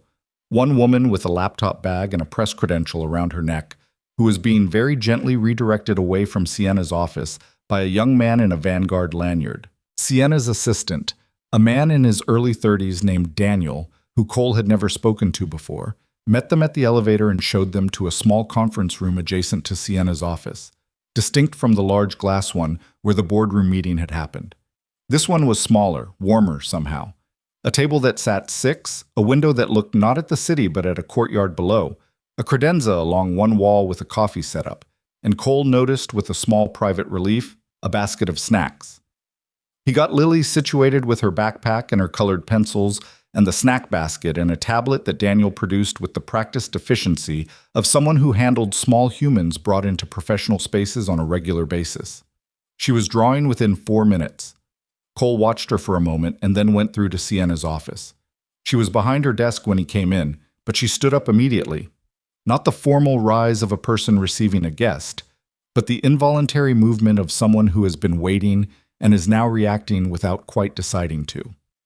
She was in a different blazer than yesterday, her hair pulled back the way it had been in the boardroom, and she looked like she'd had about as much sleep as he had, which was to say, not enough but sufficient. She looked at his jaw first. The bruise had come in properly overnight, a greenish-purple smear from just below his cheekbone down toward his chin. Then she looked at his eyes. "Thank you for coming," she said. "You said you wanted to say something in person." "I do." She didn't gesture toward a chair, didn't go into any kind of corporate posture. She just stood behind her desk and looked at him. "I owe you an apology." "You don't, Cole." Her voice was steady. "Please let me say it." She waited for him to be quiet. "What happened in that conference room? I should have stopped it earlier than I did. Douglas was condescending and dismissive and professionally insulting to someone who was trying to help this company, and I let it go on longer than I should have before I intervened. I told myself I was assessing the situation, but honestly I was managing the politics of the room, and that was the wrong priority." She held his eyes. A formal warning was placed in your personnel file for a meeting you were invited to where you presented documented evidence that turned out to be entirely accurate. That's going to be removed this morning. I wanted you to know that before anything else." Cole looked at her for a moment. He had spent 3 weeks being dismissed and redirected and publicly belittled by people who had considerably more institutional power than he did, and he had done it without complaint because the work was what mattered, not the recognition. He had not, in all of that, spent much time thinking about what it would feel like to have someone actually apologize for it. It felt, he discovered, like something setting down that he hadn't fully realized he'd been carrying. "Thank you," he said. "I should also have trusted you faster," she said. "When you came to me initially, when you first found those devices, I read your reports before the boardroom meeting. I want to be honest about that. I read them, and I thought there was probably something to them, and I still let you walk into that room without any preparation or support." She paused. "I told myself I wanted to see how you handled it. That was partly true and partly a way of avoiding a direct confrontation with Douglas that I should have had a long time ago." Cole was quiet for a moment. "Why are you telling me this?" "Because it's true, and because you deserve to know that what happened to you in that room wasn't a misunderstanding or a communication failure. It was a failure of judgment by people who should have known better, and I was one of them." She moved out from behind the desk and sat on the edge of it, arms crossed in a way that wasn't defensive, more like she was holding herself steady. "I've been CEO of this company for 4 years. I started when I was 26, which meant I spent a long time proving to people like Douglas Trent that I belonged in the building. I learned very early to pick my confrontations carefully, and I think somewhere along the way I started using that as an excuse to avoid the ones I should have had." She looked at him directly.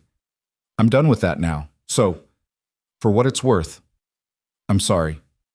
Cole looked at her. The morning light through the window was soft, the courtyard below quiet, someone walking through it with a coffee cup and no apparent urgency. He thought about the fact that she had read his reports before the boardroom and said nothing, and then he thought about the fact that she was telling him that now, when she didn't have to, when nobody was asking her to account for anything except what had happened last night. That was the harder apology to make. He recognized it. "Apology accepted," he said. "On both counts." Something in her shoulders released. "Sit down," she said. "Please." He did. She went to the coffee setup on the credenza and poured 2 cups without asking, handed him one, kept the other. She sat in the chair across from him instead of returning behind the desk, which he noticed. "The FBI is going to want you back," she said. "Multiple sessions over the next few weeks as the case develops. Reeves mentioned you'd be a key witness. Your documentation is going to be central to the prosecution of Trent and Ashby in particular." She looked at her coffee cup. "That's going to make things complicated because you're currently an employee of the company being victimized, and the defense is going to look for ways to characterize your role in last night's events in ways that are not flattering. I know. I'm going to make sure Vanguard's legal team supports you fully through that process. Attorney representation, whatever you need. That's not negotiable." She said it like she was closing a door on any argument he might make. "And there's something else." He waited. She looked up from the coffee. "I'm restructuring Vanguard's security division from the ground up. Trent had his people embedded throughout it. The overnight staffing reduction, the contractor relationships, the camera management access, all of it ran through him directly or through people he controlled. I'm dismantling that entirely and building something that can't be compromised the same way." She paused. "I need someone to run it. Someone who understands physical security, operational assessment, insider threat identification, all the things that our very expensive existing security infrastructure failed to do while you were finding devices in the ceiling on a Tuesday afternoon." Another pause, more deliberate. "I'm asking you if that person could be you." Cole looked at her. She held the look without flinching. "I'm a maintenance tech," he said. "You were a Navy SEAL for 8 years." And then I stopped. "Why?" He was quiet for a moment. The question had a long answer and a short one. The short one was, my daughter needed a father more than the Navy needed another operator. The long one involved a night in a country he didn't talk about, and a decision he'd made at 38,000 feet on the way home that some things couldn't be put back together the way they'd been. And the best you could do was build something new in the space they'd left. He gave her the short one. Sienna listened and then said, And now she's 7 and in the conference room next door drawing pictures, and you're 32 and you spent last night dismantling a corporate espionage operation with a multi-tool and a zip tie bundle. Cole looked at the window.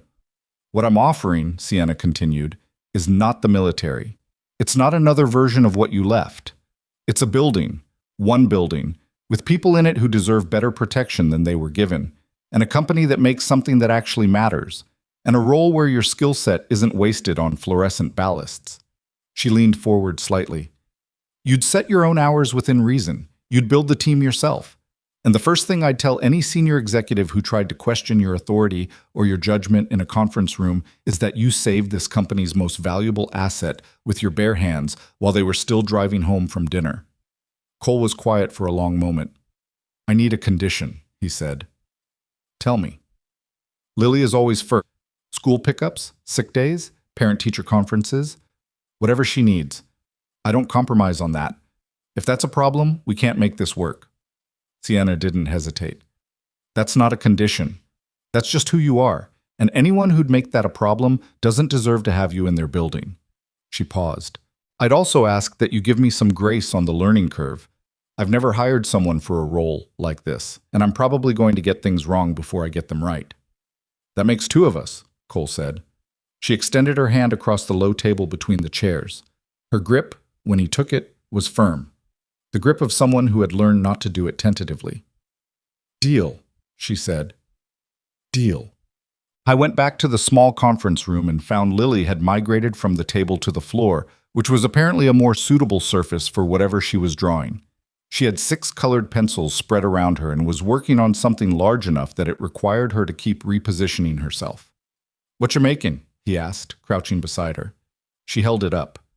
It was a building, tall, boxy, not quite to scale, with rows of windows and a door at the bottom that had a tiny stick figure in front of it. The stick figure had dark hair and was carrying what might have been a toolbox. Is that me? Cole asked. It's your work, she said, which was not exactly an answer. Cole looked at the drawing for a moment. The stick figure in front of the building had a purple cape. She'd added it in the last few minutes, he guessed, and hadn't mentioned it. I don't wear a cape at work, he said. I know, she said. It's artistic. He handed the drawing back. She went back to adding detail. Small windows, a tree that appeared to be growing directly out of the building's side, clouds that had small faces. He sat on the floor next to her with his coffee gone cold in his hand and watched her draw, and thought about the building downstairs, the one he'd walked through every day for a month, and then walked through last night in the dark, and would now walk through in a different capacity, starting whenever Sienna's lawyers finished drafting whatever paperwork a new security division required. He thought about Douglas Trent being apprehended at his home at 11:50, and Victor Ashby sitting on the stairs with his elbows on his knees, and 40 years of calculation finally totaled to their actual sum. I thought about the device he'd found with his hand in the dark, above a corridor that nobody was supposed to be looking at, and the report he'd filed that went nowhere, and the boardroom where a man with a good suit in a corner office had explained to him, with the patience of someone correcting a child, what kind of person he was allowed to be in that room.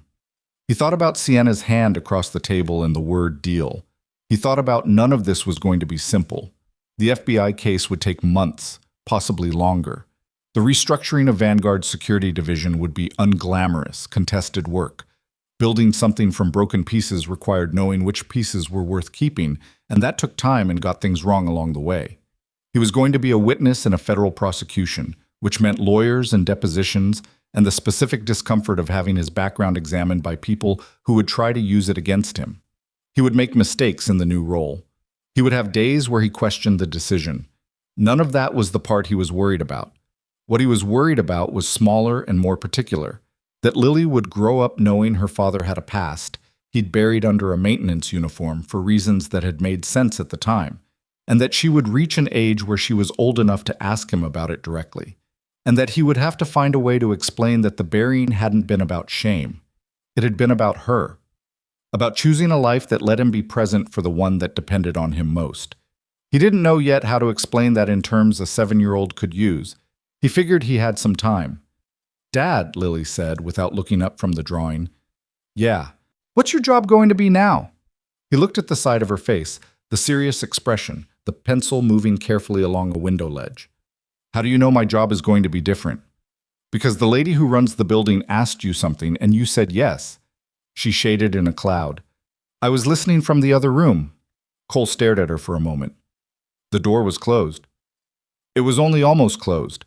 He thought about the thin margin between closed and almost closed and decided it probably said something accurate about his daughter, that she had identified it and exploited it without feeling any particular need to mention this until now. I'm going to help keep this building safe, he said. Lily considered that. She added a face to one of the clouds. Like what you did last night? In a more official capacity, yeah. Will you have to get hurt? Not usually. She looked at his jaw. Last night was unusual, he said. She returned to the drawing. He watched her add detail to the stick figure at the door. A small badge, he realized, clipped to the figure's shirt. She drew it carefully, the way she drew things that mattered to her. Okay, she said. Just okay. The way she'd said it when he told her he had to go back to work the previous night, with the same quiet acceptance of a child who has learned to trust a person not because they're perfect, but because they've earned it, imperfectly, over time, in small, consistent ways. Cole looked at the drawing in her hands. A building, a stick figure, a purple cape that wasn't quite right but was thoroughly intentional. He thought it was probably the most accurate portrait anyone had ever made of him. He sat on the floor of a conference room on the 16th floor of Vanguard Aerospace while his daughter drew clouds with faces, and outside the window the city moved through an ordinary Friday morning, and somewhere in the building below them, the pieces of a broken thing were beginning, slowly and imperfectly, to be assembled into something better. Not the same as before. Something new. Built on what was actually there, rather than what someone had pretended was. That distinction mattered. He had learned that a long time ago, in a different life, in the company of people who understood that the most dangerous thing about a compromised foundation was not the collapse itself, but the length of time you could spend not knowing it was compromised, carrying weight on something that was already failing beneath your feet. He knew what the ground felt like now. He knew which parts of it were solid. That was enough to start with. That had always been enough to start with. The sentencing happened on a Thursday in October, 7 months after the night Cole had sat on a stairwell floor with a hard drive in his hand and listened to the building fill up with federal agents. He didn't attend. He'd given his deposition in April, 2 full days in a federal conference room with Vanguard's legal team beside him, and a prosecutor who asked the same questions 6 different ways to make sure the answers held, which they did, because the answers were just what had happened, and what had happened didn't change regardless of how you approached it. The prosecutor had called him a meticulous witness, which was probably the most accurate compliment anyone had ever paid him. Sienna texted him the verdicts from the courthouse steps while he was in the middle of a security audit on sublevels 1 and 2. Douglas Trent, 14 years. Victor Ashby, 11 years, reduced for cooperation. The 3 outside operatives, 8 to 12 years each. It's done, Cole. He read it standing in the same corridor where he'd first found the device in the ceiling 7 months ago. The ballast he'd been replacing that day had been replaced again since maintenance work had continued, as it always did, indifferent to the drama around it. The ceiling panel looked the same as any other ceiling panel. Nothing marked what had been found here. He typed back, "Good. How are you?" A pause longer than usual. Honestly, relieved and tired and a little sad. I hired Victor Ashby myself 8 years ago. I thought I knew him. Cole thought about a 60-year-old man sitting on stairs, saying 40 years of work in the voice of someone who had made their calculation and lived inside it long enough that the regret had gone somewhere deeper than words could easily reach. You knew who he was until he decided to be someone else, Cole typed. Those are different things. Another pause. That's either very wise or very convenient. Probably both, he typed back. He could almost hear her laugh. The security division had taken 4 months to build properly, which was 2 months longer than Cole had initially estimated, and 1 month less than the Vanguard board had feared. He'd been given an office on the 3rd floor, a real office, with a door and a window and enough space for the whiteboard he'd immediately installed along the entire length of one wall, and a budget that was sufficient without being extravagant, which was exactly how he preferred to work. He'd hired 7 people. Not all of them had security backgrounds.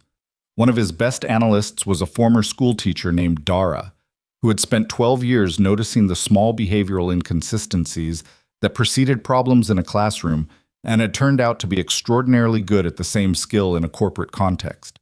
One was a 26-year-old named Marcus, who had a computer science degree and an obsessive interest in network architecture and could find an anomalous data packet the way a dog finds a scent. Two were former law enforcement. Two were veterans. He'd built the team the way he'd built things his entire adult life. Not from a template, but from paying attention to what was actually needed and finding the people who could provide it, regardless of whether their resumes looked the way you'd expect.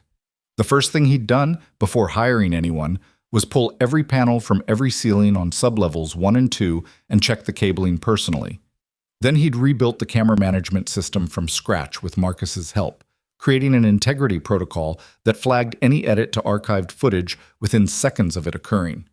Then he'd worked with Reeves's team to verify that no shell company contractor had access to any part of Vanguard's physical infrastructure. He'd found 2 more anomalies in that process, neither as serious as what Trent and Ashby had built, but both significant enough to require remediation. He documented them, addressed them, and moved on without drama. That was the job. Most of it wasn't dramatic. Most of it was exactly what it looked like: careful, repetitive attention to systems and people and the small places where things could go wrong if nobody was watching. He had discovered, very good at the job. Not because of his SEAL background specifically, though that helped, but because he had spent 32 years being the kind of person who noticed things other people didn't, and for the first time in a while, he was in a place where that was what was needed. The fellowship idea came from a conversation at Lily's school. It was November, a parent-teacher conference evening, the kind of event Cole had always prioritized over everything else. Lily's teacher was a man named Mr. Okafor, 35, patient and precise in the way of someone who had found his exact right vocation. He was showing Cole Lily's reading assessment scores, above grade level, which was not a surprise, when he mentioned, almost as an aside, that he'd had 4 new students that semester from military families navigating relocation. "They come in mid-year," Okafor said, shuffling through the folder. "New city, new school, parents trying to figure out civilian employment while the kids are trying to figure out the cafeteria. It's a specific kind of hard." He paused. "Lily mentioned your background once. I hope that's all right." Cole said it was fine. "It struck me," Okafor said, "because you can tell the difference in the kids whose parents land somewhere with real support versus the ones who don't. It's in the classroom within the first month." Cole drove home with that conversation sitting somewhere in the front of his mind, quiet but present, the way things sat when they were working themselves into something. He mentioned it to Sienna 3 days later, which was becoming a pattern, not in a formal sense, not in scheduled meetings, but in the way 2 people who worked in the same building and trusted each other's thinking started moving through problems together. She came by his office sometimes in the afternoon with coffee she'd gotten from the cart on the 2nd floor, which she did without announcing it as anything in particular, which he appreciated. I went up to 16 when something required her decision, which he did efficiently and without turning it into more than it needed to be, which she appreciated. "There's a gap," he said. "Veterans transitioning out of service, military families relocating, they get handed a brochure and a benefits hotline and essentially told good luck. The skills don't transfer legibly to civilian employers, and the people doing the hiring don't know how to read them even when they want to." "What are you thinking?" Sienna asked.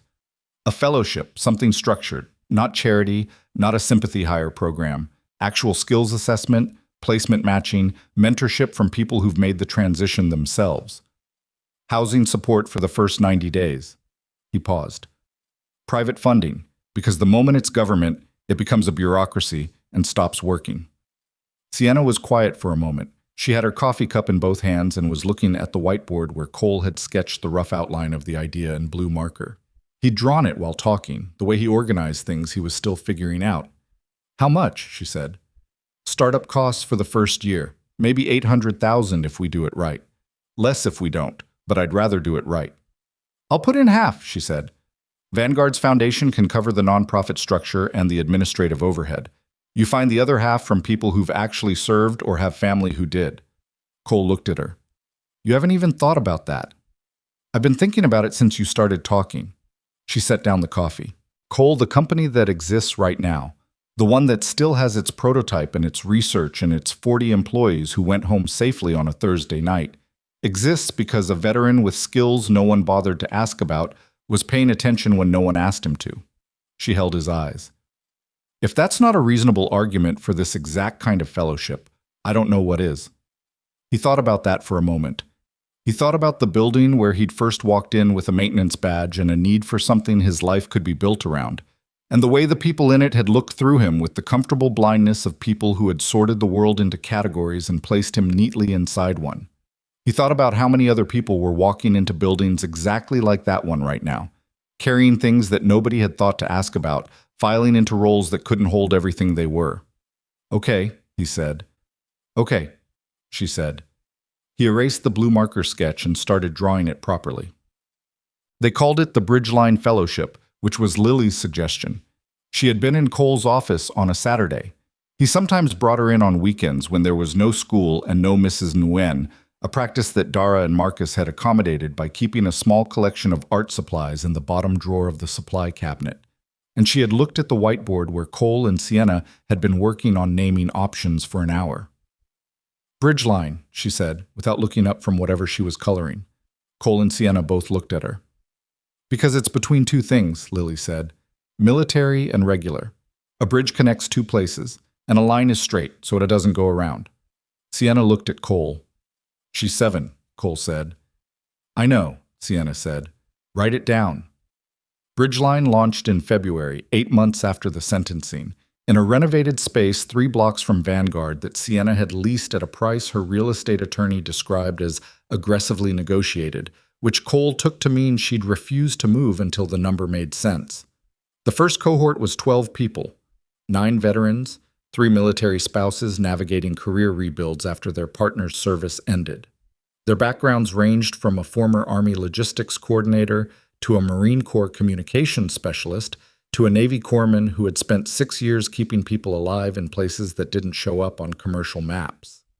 Cole ran the orientation himself. He stood in front of 12 people who had the particular quality of those who had operated in high-stakes environments: the stillness, the assessment, the careful calibration between openness and reserve, and said what he'd wished someone had said to him at 32, sitting in a parking structure in a maintenance uniform, telling himself the smaller life was the right choice.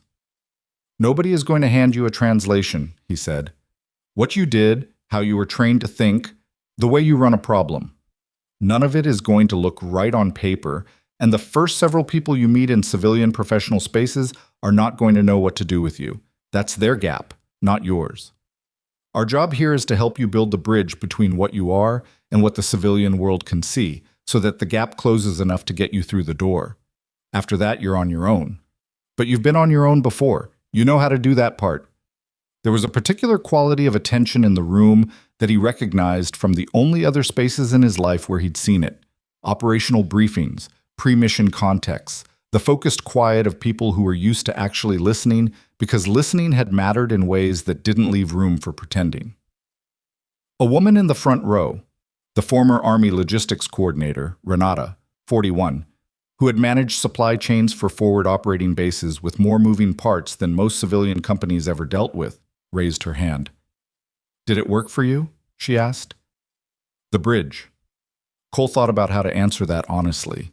He thought about the maintenance uniform. He thought about the boardroom. He thought about a ceiling panel in a dark corridor and a device taped to a cable bundle, and everything that had followed from that one unremarkable moment.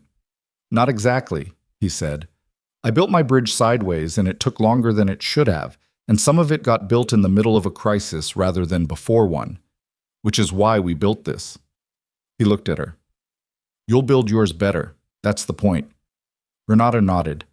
She wrote something in the notebook on her knee and looked up like she was ready for the next thing. He thought she was going to be okay. Lily turned 8 in March. They had a small party. Mrs. Nguyen, Marcus and his wife from the office, 2 of Lily's friends from school, Mr. Okafor and his husband, who had become, in the way of people whose lives have intersected at the right moment, something close to friends. Sienna came. She'd asked if it was all right, and Cole had said yes, and she'd shown up with a very large set of professional-grade colored pencils in a wooden case, which was either exceptionally thoughtful or a minor miracle of research. Lily looked at the pencils for a long moment. Then she looked up at Sienna. "Do you know me?" she asked, which was both the most and least diplomatic response possible. "I'm getting to," Sienna said. Lily considered that and apparently found it acceptable, because she moved the pencil case to the protected position beside her chair that she reserved for things of real importance. Cole watched from the kitchen doorway, hands around a coffee cup he'd forgotten to drink. He watched Sienna sit down at the table next to Lily and ask about the pencil names. There were individual colors with specific names printed on each one, which Lily found compelling in a way that would keep her occupied for a significant portion of the afternoon. He watched Lily show Sienna the drawing she'd made of the building with the stick figure and the purple cape, which she had kept and which now lived in a folder marked Good Drawings in her art supply corner. He watched Sienna look at it carefully and nod, and say something he couldn't hear from the doorway. He didn't need to hear it. He thought about the question of how you explain to a 7-year-old or an 8-year-old or eventually a teenager why her father had spent a year pretending to be smaller than he was. He'd turned the question over many times since the building, since the fellowship, since the slow process of building a life that didn't require that particular compression anymore. He still didn't have a clean answer. He wasn't sure clean answers were available for questions like that. What he thought, standing in the doorway while his daughter explained color theory to a woman who ran a billion-dollar aerospace company, was that maybe the explanation didn't need to be clean. Maybe the thing Lily actually needed wasn't an explanation of the past, but evidence of the present, a father who was still there, who had done what needed doing when it needed to be done, who had made his decision about what mattered and kept making it, every morning, every 5:14 alarm, every granola bar at 7:30. Maybe that was the whole story. The rest was footnotes. Mrs. Nguyen appeared at his elbow with a plate of the small Vietnamese sweet rolls she brought to every occasion and which Lily referred to simply as the good ones. "She looks happy," Mrs. Nguyen said. She was looking at Lily. "Yeah," Cole said. "The lady with the pencils," Mrs. Nguyen said, in the particular tone of someone who has observed something and has decided to comment on it at exactly the most useful moment. "She's good with her." Cole looked at Sienna, who was now being instructed on the proper technique for opening a new colored pencil without breaking the tip, a tutorial. Lily delivered with the gravity of someone transmitting essential knowledge. "She's learning," he said. Mrs. Nguyen patted his arm once, the way she did when she'd said exactly what she meant and didn't need to say more. Then she went to put her plate on the table and tell Lily that the rolls were still warm, and Lily dropped the pencil tutorial immediately in the way of children whose priorities are honest. Cole's bad shoulder required surgery in April. Not a surprise, the surgeon he'd finally seen in January had told him it was coming, that the damage from the original injury and the accumulated insistence on using it anyway had moved the situation from manageable with care to manageable with intervention. He scheduled it for a Friday, arranged for Dara to cover the following week, told Sienna, and spent the 2 days before thinking about the things he always thought about before an anesthesia event. All the practical things, the arrangements for Lily, the handoff notes for work, the small machinery of his life that needed to keep running in his absence. Sienna drove him home afterward. He hadn't asked her to. He'd arranged a car service. But she had shown up at the surgical center before he was discharged, in her own car, in civilian clothes, and told the car service it wasn't needed. He'd been too groggy from the anesthesia to argue, which she may have calculated. She drove him home, helped him up the stairs because the elevator in his building was out of service in the specifically unhelpful way it had been doing since January, and stayed long enough to make sure Lily, who had been brought home by Mrs. Nguyen, was settled and that there was food in a configuration Cole could access with one usable arm. "You didn't have to do this," he said. He was sitting on the couch, his arm in a sling, feeling the particular washed-out vulnerability of post-surgical afternoon. "I know," she said. She was in the kitchen, which was small enough that she had to stand sideways to open the refrigerator without bumping the counter. "Where do you keep your ibuprofen?" "Cabinet above the sink, second shelf." "You're going to need to take it with food in about 40 minutes. She set the bottle on the counter. "Do you have soup or do I need to go get soup?" "There's soup," he said. Lily insisted we always have soup. She watched a video about preparedness. Sienna looked at him over the counter divider with an expression that was trying not to be amused and not quite succeeding. "Your 8-year-old has preparedness protocols. She takes things seriously," She absolutely does. Sienna found the soup, found the pot, found the stove controls, and started heating it with the competent unpretentiousness of someone who is comfortable in a kitchen because they've spent time in one, rather than because they're performing comfort. Cole watched her and thought about the fact that 7 months ago she had been a name in a formal email and a face he'd read across a boardroom while Douglas Trent explained what kind of person he was allowed to be. "Sienna," he said. She looked up. "Thank you," he said. "Not just for this, for everything since. The fellowship, the job, the way you've handled all of it." She was quiet for a moment, stirring the soup. "You don't have to thank me for those. They made sense." "That's not the same as doing them." She looked at him again, and this time the expression was unguarded in a way it rarely was. Not the professional composure or the careful authority, just a person in someone else's small kitchen on a Saturday afternoon, holding a wooden spoon. "I was running a company," she said. "I was 30 years old running a company that 1,200 people depended on. And I had surrounded myself with people who'd been in those seats longer than I had, and I'd let that translate into assuming they were right more often than they were." She turned back to the stove. "You walked in with a report and a maintenance badge and no interest whatsoever in being anything other than accurate. And I was slower to listen than I should have been. That's something I'm still sitting with." She paused. "So you could say you're welcome for the fellowship and the job, and I could say the same to you for everything else, and probably we'd both be right." Cole looked at the ceiling. The radiator knocked. From Lily's room came the sound of the television she was allowed on weekend afternoons. Some nature documentary. From the tone of the narration, something about ocean habitats. "Yeah," he said. "Probably." The fellowship placed its first cohort by summer. All 12. Not all perfect placements. 2 people pivoted after the first month and needed remapping, which was why the 90-day check-in existed. But 12 people had walked into Bridgeline in February without civilian footing and walked out by June standing on something solid.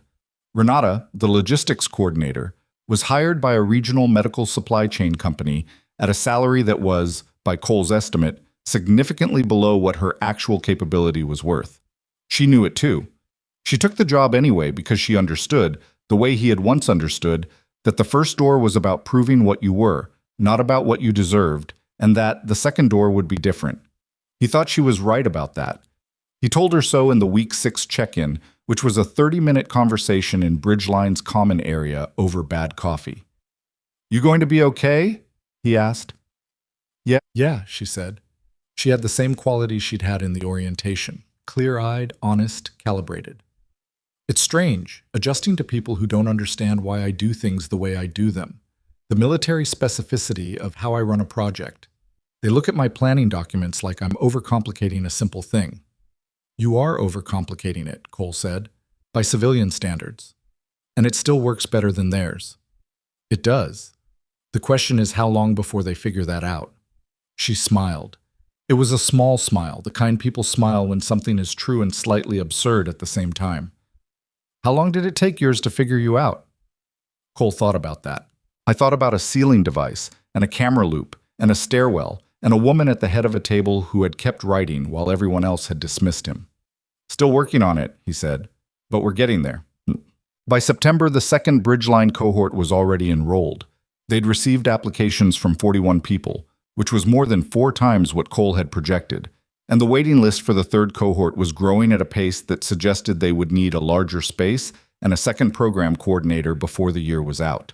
He was sitting in his office with the application spread across his desk on a Tuesday afternoon, trying to decide between 2 candidates for the coordinator role when Sienna knocked on his door. She did knock. Always. She had never been the kind of person who treated a subordinate's office as an extension of her own space, which was one of many things he had noticed about her over the past year and filed under important. "The DoD liaison wants to meet with you directly," she said. "They want to discuss incorporating Bridgeline into their formal transition support framework." Cole looked up. "That would make it government." "I know. I told them you'd have thoughts on that." "My thought is that the moment it's government, it becomes a brochure and a hotline, and we're back to where we started." That was also my thought, which I may have communicated with slightly more diplomatic packaging. She leaned against the doorframe. "They're not asking to take it over. They're asking to co-refer. Send transitioning personnel our way as an option alongside their existing programs. Cole considered that. Co-referral was different from co-management. It meant more applicants, more visibility, and none of the bureaucratic capture that made him nervous. Set the meeting, he said.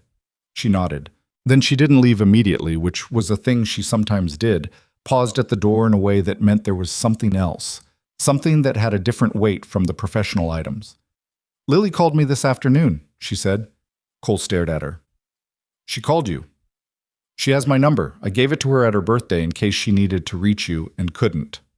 She has a phone for emergencies. She said this was an emergency. Was it? Sienna's expression was the one that was trying not to be amused. She wanted to know if I was coming to her school's art show on Thursday. Apparently she has a piece in it that she specifically wants me to see. Cole looked at the applications on his desk. He thought about the drawing of the building with the stick figure and the purple cape that lived in the good drawings folder. He thought about the wooden pencil case on the shelf in Lily's room, used carefully and with the specific reverence she reserved for things that mattered. Are you? He asked. I told her I'd be there, Sienna said. I wanted to make sure that was okay with you. He held her eyes for a moment. There was a version of this conversation that required more words than it needed, and a version that was just what it was. Two people who had been building something together for a year, carefully and imperfectly, in a building where they'd both learned the hard way what it cost to miss the things that were right in front of you. Yeah, he said. It's okay with me. She nodded once and pushed off the door frame and was gone, her footsteps moving down the corridor toward the elevator, the building settling around her departure the way buildings settle, with the small sounds of structure carrying weight the way it was built to. Cole turned back to the coordinator applications on his desk. The afternoon light was doing something useful through the window, making the papers easier to read. Outside, the city ran its ordinary machinery, traffic, pedestrians, the slow progress of a delivery truck trying to back into a space it was slightly too large for. All of it normal, all of it continuing. He thought about a 5:14 alarm.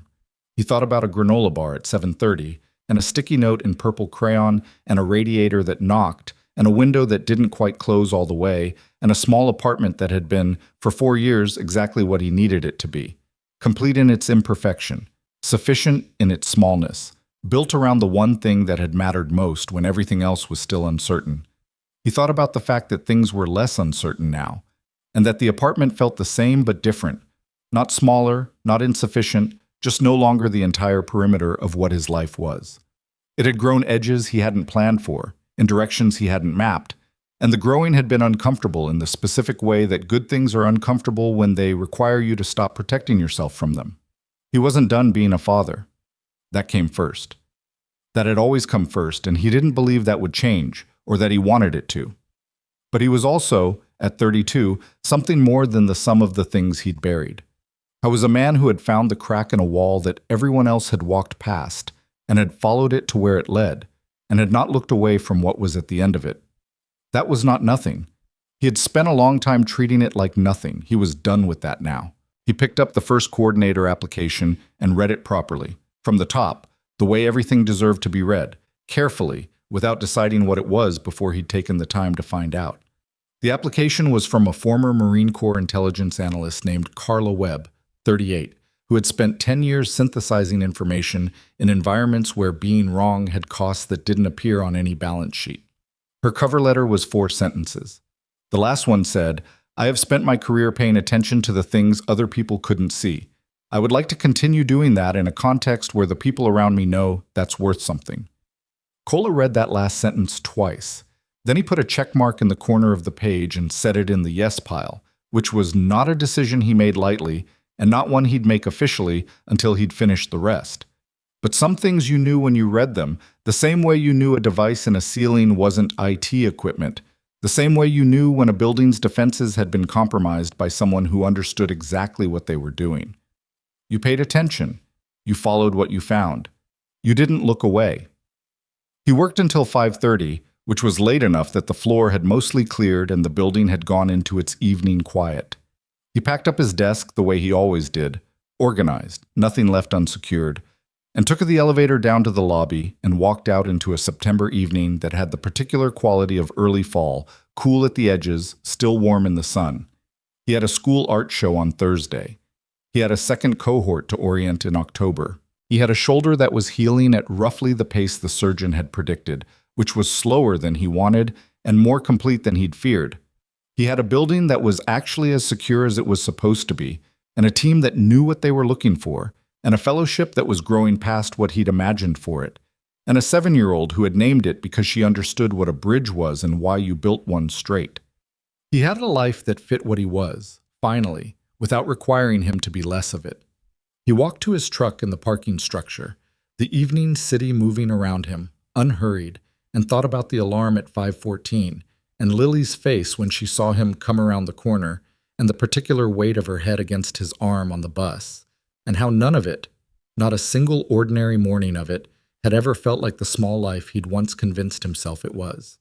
It had always been the whole thing. He just hadn't known yet that he could have the rest of it too.